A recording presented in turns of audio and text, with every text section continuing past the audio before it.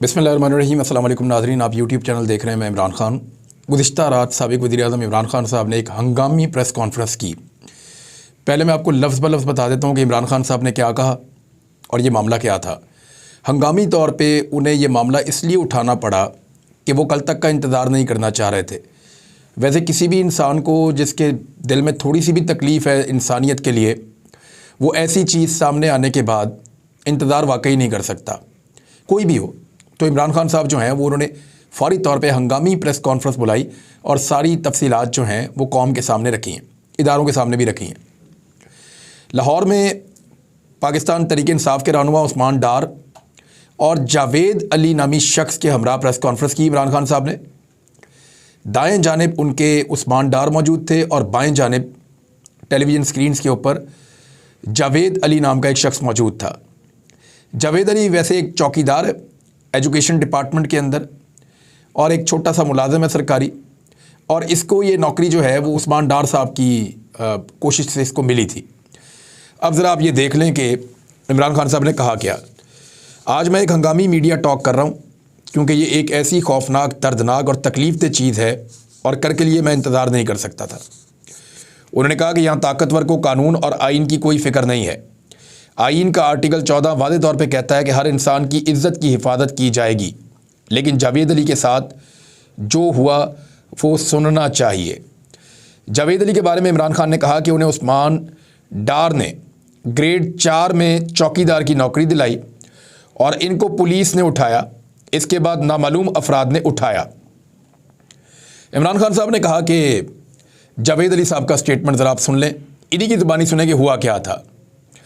अब जावेद अली साहब बता रहे हैं कि मैं चौकीदार की नौकरी करता हूं और मुझे तनख्वाह के लिए बुलाया गया, और मैं जब वहां गया तो सुबह 11 बजे से लेकर 3 या 3:30 बजे तक मुझे बिठाकर रखा गया।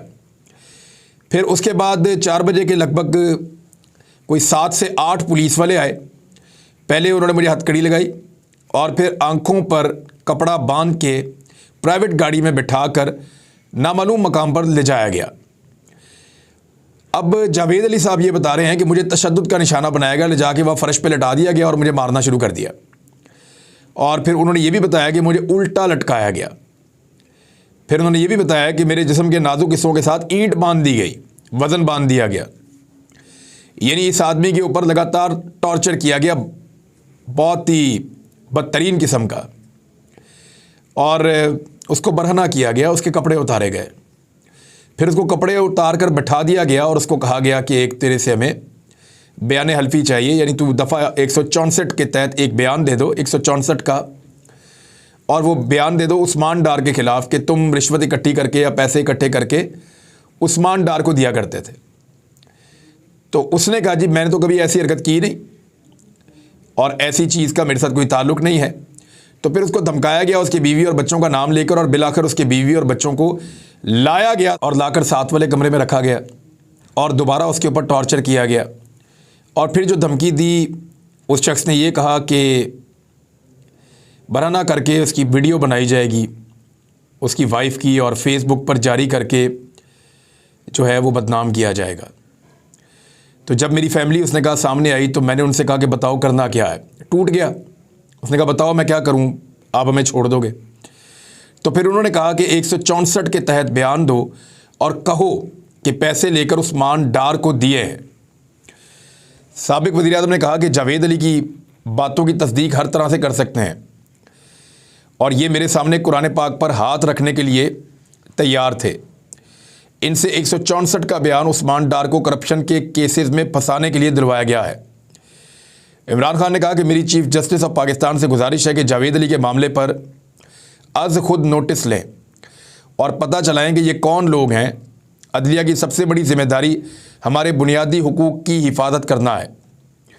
उन्होंने कहा कि मैं अपनी अदलिया और चीफ जस्टिस से कहना चाहता हूं कि हमारे बुनियादी हुकूक की हिफाजत कौन करेगा।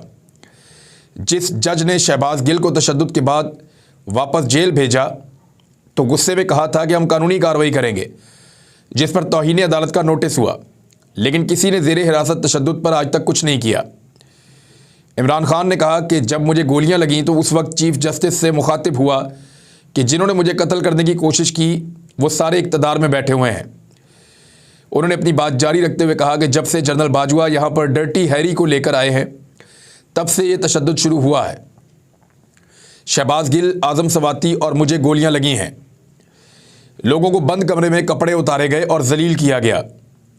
उनका कहना था कि एक शहरी के वालिदैन की कॉल आई और बताया कि इनका बेटा अभी तक नॉर्मल नहीं हुआ क्योंकि उस पर तशद्दुद हुआ है। लेकिन सामने आने से सब डरते हैं, नामालूम अफराद से सब डरते हैं, लेकिन इनको कोई बचाने वाला नहीं है। इमरान खान ने कहा कि चीफ जस्टिस और आला अदलिया से कहता हूं कि उम्मीद सिर्फ आप पर रह गई है। नामालूम अफराद इस मुल्क के साथ जो कर रहे हैं, और ख़ास तौर पे जब से डर्टी हैरी आया है।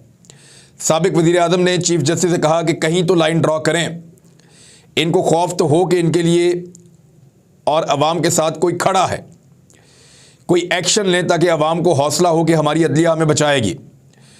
उन्होंने कहा कि ये पंजाब की निगरान हुकूमत है, एक बददियानत, एक घटिया चीफ इलेक्शन कमिश्नर जो इस मुल्क की तारीख में नहीं आया। शर्म नहीं आई, गैर जानिबदार निगरान हुकूमत ये हरकतें करता है। ये गैर जानिबदार निगरान के नीचे सब कुछ हो रहा है। अब ज़रा इसको आप देख लें कि इसमें है क्या। नॉर्मली उठाया जाता है लोगों को, उन पे केसेस बनाए जाते हैं। 24 केस मैंने भुगते हैं, 2 दर्जन। अरशद शरीफ भाई ने 1.5 दर्जन केसेस भुगते हैं, उनके ऊपर 18 मुकदमात बनाए गए। वो पाकिस्तान में रहते तो हो सकता है उनके ऊपर 4 दर्जन मुकदमे हो जाते। साबिर शाकिर भाई के ऊपर मुकदमात बनाए गए, और बहुत सारे सहाफ़ी हैं, सभी इब्राहिम साहब हैं, दीगर हैं, सब पे मुकदमात बने हैं। गद्दारियों के, बगावतों के मुकदमे बने हैं। इमरान खान पे बहुत सारे मुकदमात हैं। उस्मान डार पे पहले इससे मंशियात का एक मुकदमा बनाया गया, वो उसमें से निकल गया था। अगवा का एक मुकदमा बनाया गया, वो उसमें से भी निकल गया था। फिर उसके ऊपर एक मुकदमा और बनाया गया, उसकी फैक्ट्री की दीवारें गिरा के करोड़ों का नुकसान किया गया, वो उसमें से भी निकल गया था। तो डिफरेंट चीज़ें पहले भी की गई थी, कुछ और ट्राई कर लेते, लेकिन इस हद तक गिरना नहीं चाहिए था। यानी अगर चौकीदार को उठा लिया था तो थोड़ा सा और टॉर्चर कर लेते। उसकी बीवी और बच्चों को लाकर बरहना करने की जो एक धमकी दी गई है, ये नाकाबिले बर्दाश्त है और ये नहीं हो सकता। ये बेशर्मी है, हठधर्मी है, ढिठाई है, बेहूदगी है, और मैं इसको क्या नाम दूं। यानी इसके ऊपर गालियां तो मैं दे नहीं सकता, मेरा ये तरीकाकार नहीं है, लेकिन मामला ये है कि आप ख़वातीन को उठाकर आप बीच में लाएंगे इन मामलात के। यानी एक आदमी नहीं टूट रहा आपसे, वो कह रहा है कि जी मैं, ऐसी कोई बात नहीं हुई, मैंने पैसा लेकर नहीं दिया उस्मान डार को। आप तफ्तीश करें, निकालें, ढूंढें, कुछ और करें।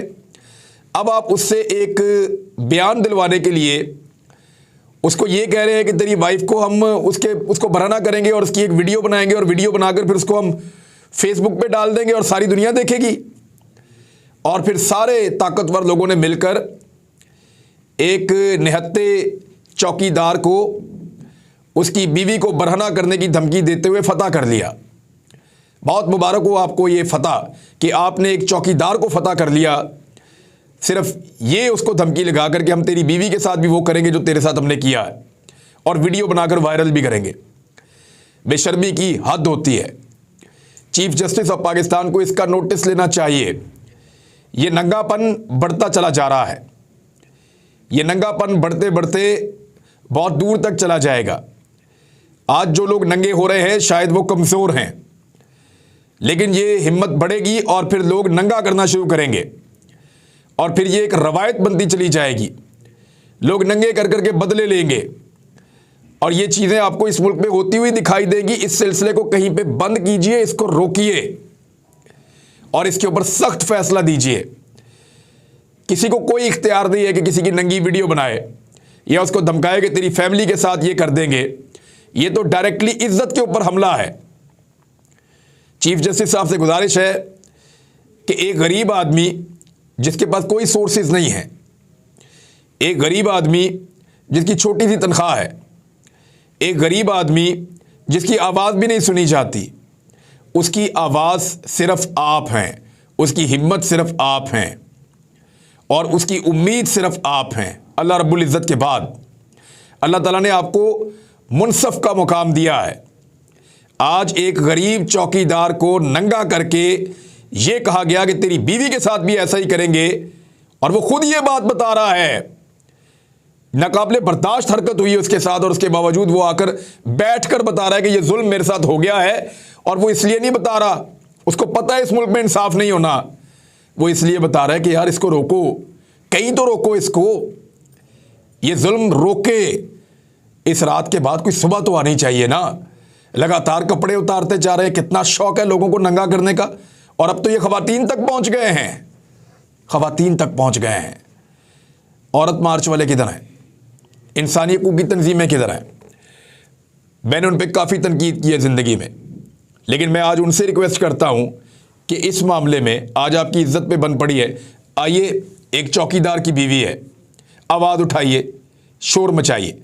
और मेरी इन्फॉर्मेशन के मुताबिक जिस वक्त मैं ये वीलॉग रिकॉर्ड कर रहा हूँ, इससे पहले मुझे एक दोस्त ने इन्फॉर्मेशन दी है कि फौरी तौर पे तमाम ताकतवर लोग मुतहर्रिक हो गए हैं, और वो अब इस आदमी को, इसकी फैमिली को और बाकी सारी चीज़ों को ट्रेस कर रहे हैं, और इनके ऊपर दबाव डाला जाएगा, और इस तरह की चीज़ें की जाएंगी जिससे साबित किया जाए कि ये वक़ूआ इस तरीके से नहीं हुआ।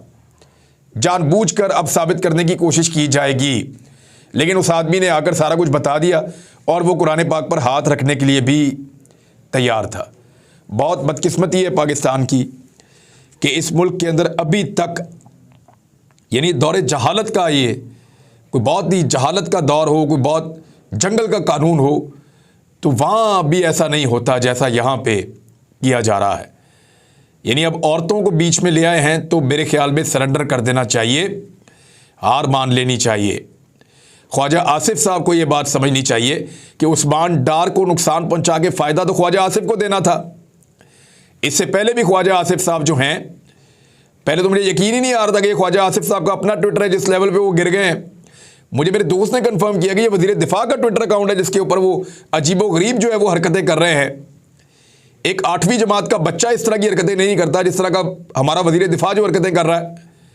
और उसके बाद पिछली मरतबा जनरल बाजवा ने सीट दिलवा दी थी, और इस मरतबा उस्मान डार को रस्ते से हटाने के लिए इस किस्म के हथकंडे किए जा रहे हैं।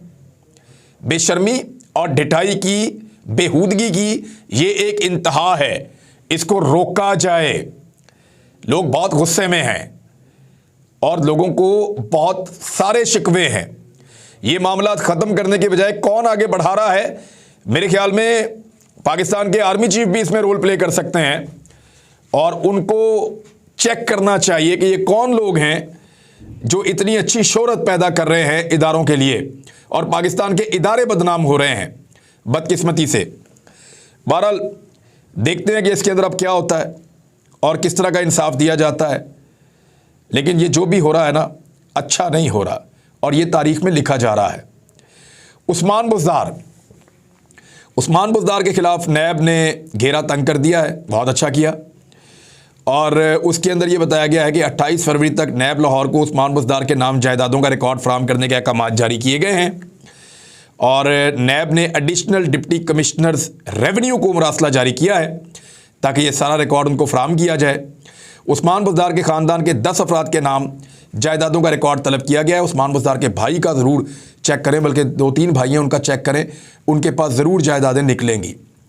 और ना सिर्फ उस्मान बुज़दार के भाइयों के पास निकलेंगी, बल्कि मैं पहले करता रहा हूँ, एक तूर बुज़दार नाम का आदमी उस्मान बुज़दार साहब के साथ होता था, और ये बड़ा क्लोज़ था, और इसका भी बड़ा असर रसूख था, और इसके पास पहले कितना पैसा था और बाद में कितना पैसा बना, वो भी चेक किया जाना चाहिए। तो उस्मान बुज़दार को बिल्कुल चेक करें, अगर करप्शन की है तो इसको भी अंदर डालें। लेकिन शहबाज शरीफ और हमजा शहबाज को किस बुनियाद के ऊपर NRO 2 दिया गया, उनको भी पकड़े, अंदर डालें, उनसे लूट मार का पैसा बरामद करें। ये उस्मान बुज़दार ने छोटी मोटी को खाच मारी होगी, और बिल्कुल मारी होगी। बहुत सारी मामला जो है वो हमने देखे भी है, मैंने रिपोर्ट किए, मैंने 12 प्रोग्राम किए उस्मान बुज़दार के ख़िलाफ़ माजी में, और मैं उन चीज़ों के ऊपर आज भी कायम हूँ जिन चीज़ों के ऊपर मैंने प्रोग्राम किए।